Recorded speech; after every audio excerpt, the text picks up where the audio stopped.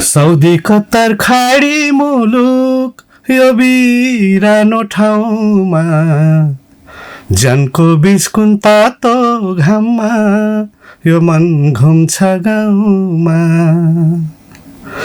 Saudi Qatar खाडी मुलुक यो बिरानो ठाउँमा जनको बीच कुन तातो घाममा यो मन घुम्छ गाउँमा।